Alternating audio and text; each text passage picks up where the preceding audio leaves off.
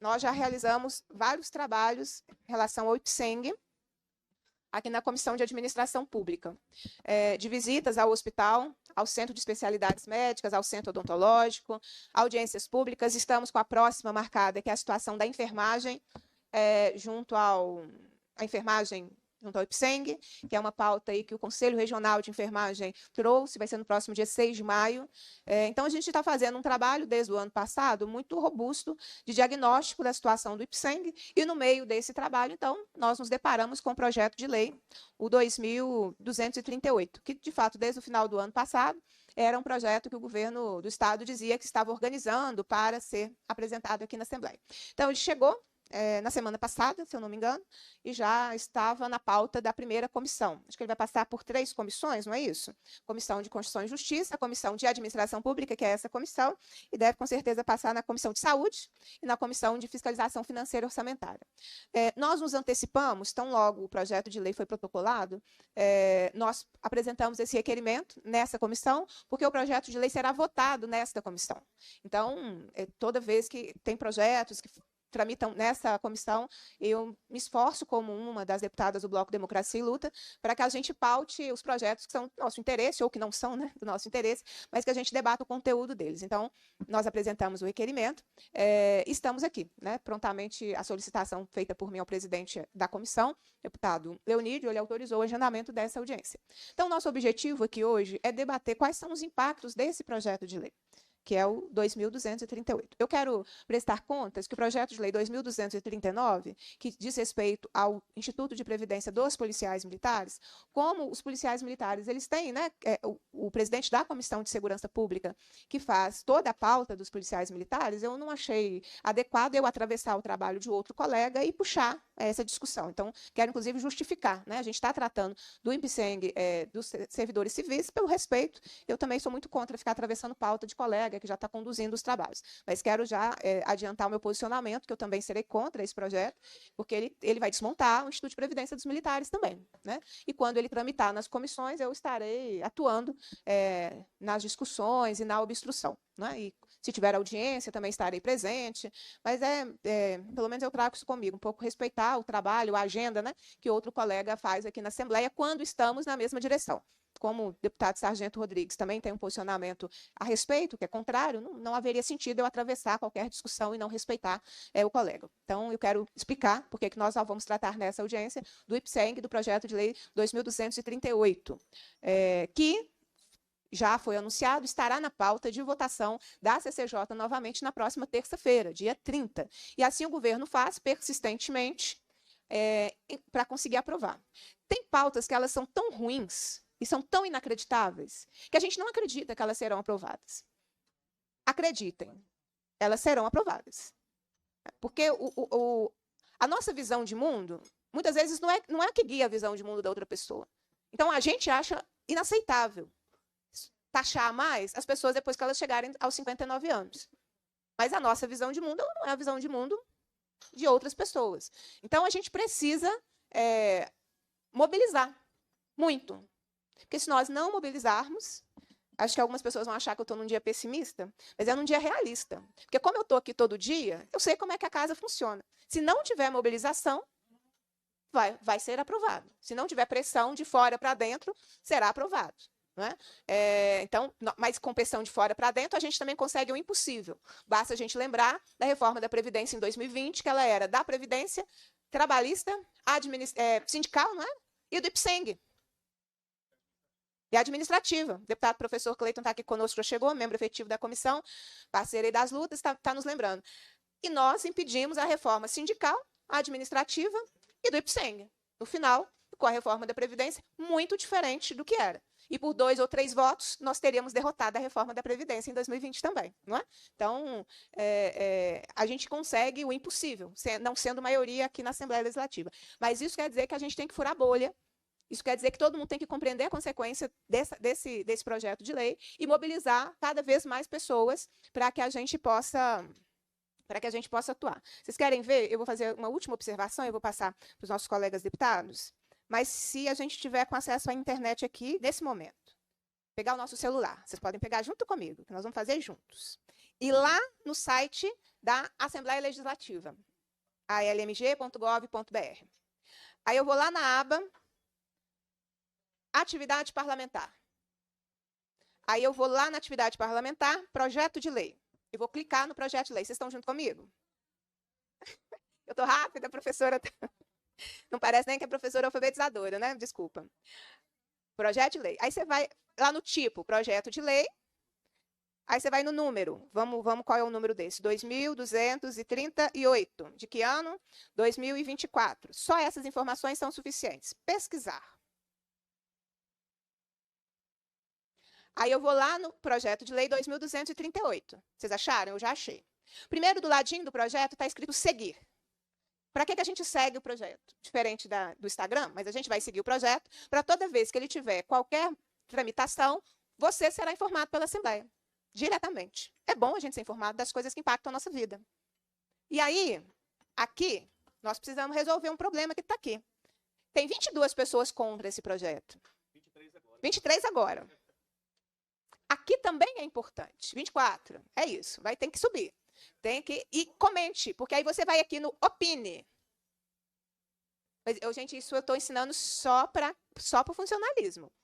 Para o governo não é para aprender. Tá bem? Aí, opine. Deixa a sua opinião. Quando você movimenta o projeto, isso tem mais repercussão do que a gente imagina. Porque nem todas as pessoas vão conseguir estar aqui no dia como hoje. Está todo mundo aqui em algum nível de sacrifício para estar aqui hoje. Porque é um dia de trabalho, é um dia de aula, não é? Hoje tem paralisação parcial. Então, a educação está com paralisação, então, mas ainda tem um sacrifício de pegar a estrada, porque as estradas de Minas estão uma beleza, não estão, não. Está tudo resolvido. Então, você não tem problema nenhum quando você pega estrada, passa a noite viajando, depois passa outra noite viajando. Então, é uma forma da gente dizer o que a gente pensa sobre esse projeto. Então, replicar na base, colocar nos sites, na comunicação dos sindicatos. Aqui tem uns 10, 15 sindicatos. Já imaginou se estiver na comunicação de cada sindicato? Olha só, gente, que poder de comunicação a gente tem quando a gente se junta. Então, o que nós precisamos fazer? A gente tem que se juntar mais. Então, a gente já pode começar por aí. É o suficiente? Não, não é o suficiente. Mas as pessoas precisam conhecer o conteúdo do projeto. Quando a gente conhece a consequência, a gente se mobiliza. Ninguém se mobiliza pelo que o outro fala. Tem que tocar no coração das pessoas. As pessoas têm que entender a realidade, qual é a consequência na vida dela. Então, o acesso à informação é muito importante. Porque nós vamos estar lidando com o poder econômico do Estado, com campanhas publicitárias do Estado, que a gente lida com isso o tempo inteiro. Não é? Você vai lá no Instagram, é a casa da felicidade, né, do governo do Estado. Então, a gente precisa ter os nossos instrumentos para a gente se organizar. E quando junta toda essa potência sindical que está aqui, nós somos muito fortes. E muito fortes, a gente consegue o impossível na Casa Legislativa. Porque somos minoria aqui dentro, mas nós conseguimos o impossível. Então, a gente tem que acreditar na nossa força mobilizadora para não desmontar o IPSENG. Então, nós vamos pensar essa audiência para escutar o presidente do IPSENG. É importante escutá-lo? É. Porque nós precisamos que o governo apresente o conteúdo do projeto para a gente.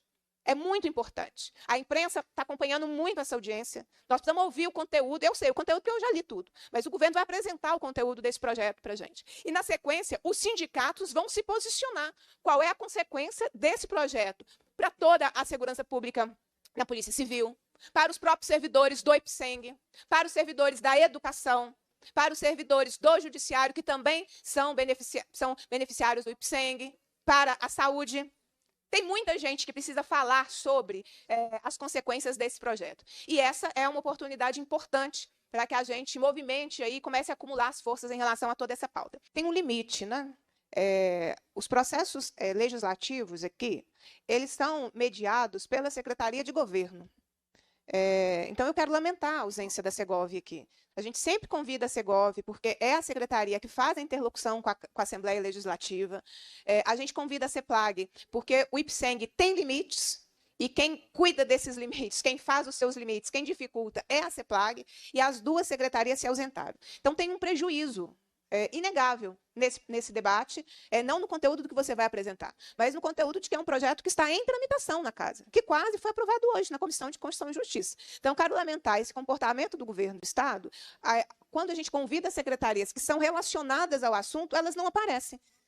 não aparecem. E diz, o presidente do IPSENG vai representar a Segov, CEPLAG, mas ele não representa na caneta. Você não assina pela Segov, você não assina pela CEPLAG. Na hora da negociação, das discussões do projeto de lei aqui, não é para você que o líder de governo vai ligar. O líder de governo vai ligar para a Segov, para o secretário de governo, não para o secretário não para o presidente do IPSENG. Então, assim, tem um limite, né, da Secretaria de Governo e da Secretaria de Planejamento e Gestão não se colocarem na mesa para o debate com os sindicatos e com os servidores. Então, tem que lamentar essa ausência proposital, né? Foi uma audiência já marcada desde a semana passada, o presidente da comissão nos autorizou, se eu não me engano, na terça-feira da semana passada, agendar já essa reunião. E se é um interesse e uma pauta tão prioritária do governo Zema, as suas secretarias deveriam estar aqui. Porque a dinâmica de secretarias virem quando a audiência é lá no plenarinho 4, cercado pelo vidro, porque aí a gente tem os secretários da pasta que eles vêm à casa. Mas os secretários da pasta virem aqui no auditório, com a mesa cheia para fazer o debate, aí a turma não aparece. Então, eu quero lamentar, porque isso tem um prejuízo que será lembrado por nós durante toda a tramitação. O momento de responder os questionamentos, o momento de fazer uma mediação, se fosse, né, se for o caso, era esse momento, né, e não o comportamento do governo.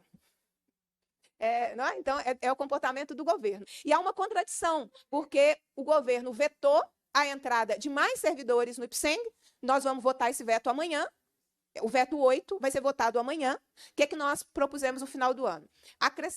Acrescentar o direito daqueles que são contratados temporariamente, quando se aposentarem pelo INSS, que eles perdem o vínculo, né, com o IPSENG, que eles pudessem continuar com o IPSENG pagando o IPSENG, pagando a coparticipação, pagando pela família que também está inscrita no IPSENG. O governador vetou, com argumentos vergonhosos, né? Misturou informações que não são reais para justificar um veto que será votado amanhã. E a gente corre o risco da Assembleia concordar com o governador, na sua maioria, né, impedindo que milhares de servidores continuem contribuindo para o IPSENG. Mas o IPSENG não precisa de dinheiro. Não é esse o argumento que vai ser utilizado aqui para dizer por que precisa fazer as alterações, alterar o teto, colocar a alíquota de 1,6. Então, por que ninguém estudou manter esses trabalhadores depois que eles se aposentam pelo INSS? Era uma forma, talvez, interessante de continuar com mais gente contribuindo para o IPSENG, né? E está vetado, e amanhã esse veto será votado no plenário da Assembleia Legislativa. Nós estamos batalhando pela derrubada do veto, precisamos de 39 deputados que votem amanhã contra o veto do governador para manter o direito do contratado, quando aposentado pelo INSS, continuar no IPSENG, contribuindo, pagando a alíquota, pagando a coparticipação, enfim, com todas as suas obrigações junto ao IPSENG Assistência à Saúde.